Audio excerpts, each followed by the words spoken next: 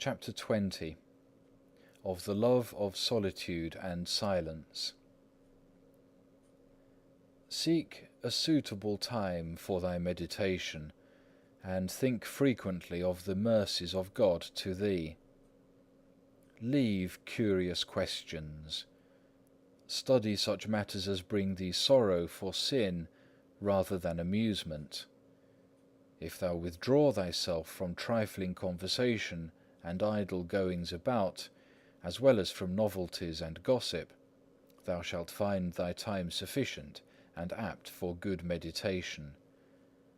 The greatest saints used to avoid as far as they could the company of men, and chose to live in secret with God. One hath said, "As oft as I have gone among men, so oft have I returned less a man." This is what we often experience when we have been long time in conversation. For it is easier to be altogether silent than it is not to exceed in word. It is easier to remain hidden at home than to keep sufficient guard upon thyself out of doors. He therefore that seeketh to reach that which is hidden and spiritual must go with Jesus apart from the multitude. No man safely goeth abroad who loveth not to rest at home. No man safely talketh but he who loveth to hold his peace. No man safely ruleth but he who loveth to be subject. No man safely commandeth but he who loveth to obey. No man safely rejoiceth but he who hath the testimony of a good conscience within himself. The boldness of the saints was always full of the fear of God, nor were they the less earnest and humble in themselves, because they shone forth with great virtues and grace. But the boldness of wicked men springeth from pride and presumption, and at the last turneth to their own confusion. Never promise thyself security in this life, howsoever good a monk or devout a solitary thou seemest. Often those who stand highest in the esteem of men fall the more grievously because of their over-great confidence. Wherefore it is very profitable unto many that they should not be without inward temptation, but should be frequently assaulted, lest they be overconfident, lest they be indeed lifted up into pride, or else lean too freely upon the consolations of the world. O how good a conscience should that man keep, who never sought a joy that passeth away, who never became entangled with the world. O how great peace and quiet should he possess, who would cast off all vain care, and think only of healthful and divine things, and build his whole hope upon God.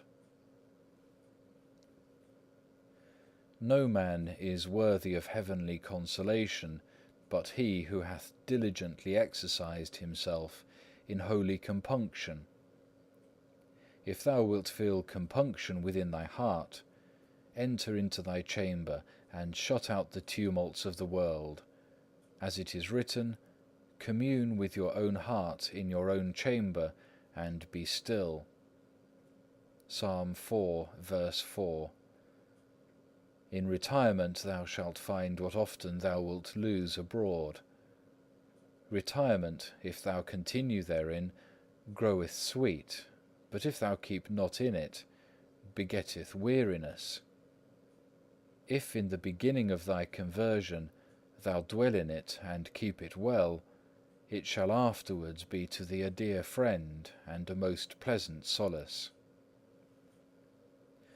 In silence and quiet the devout soul goeth forward, and learneth the hidden things of the Scriptures. Therein findeth she a fountain of tears wherein to wash and cleanse herself each night, that she may grow the more dear to her Maker as she dwelleth the further from all worldly distraction. To him who withdraweth himself from his acquaintance and friends, God with his holy angels will draw nigh. It is better to be unknown and take heed to oneself than to neglect oneself and work wonders. It is praiseworthy for a religious man to go seldom abroad, to fly from being seen, to have no desire to see men. Why wouldest thou see what thou mayest not have? The world passeth away, and the lust thereof. The desires of sensuality draw thee abroad, but when an hour is past, what dost thou bring home but a weight upon thy conscience and distraction of heart? A merry going forth bringeth often a sorrowful return, and a merry evening maketh a sad morning. So doth all carnal joy begin pleasantly, but in the end it gnaweth away and destroyeth. What canst thou see abroad which thou seest not at home?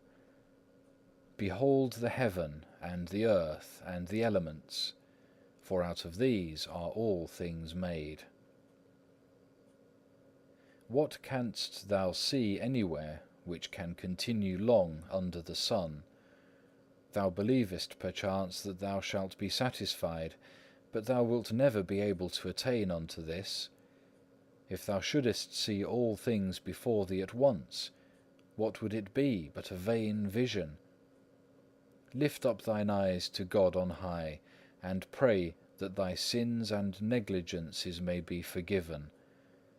Leave vain things to vain men, and mind thou the things which God hath commanded thee. Shut thy door upon thee, and call unto thyself Jesus thy beloved. Remain with him in thy chamber, for thou shalt not elsewhere find so great peace. If thou hadst not gone forth, nor listened to vain talk, thou hadst better kept thyself in good peace. But because it sometimes delighteth thee to hear new things, thou must therefore suffer trouble of heart.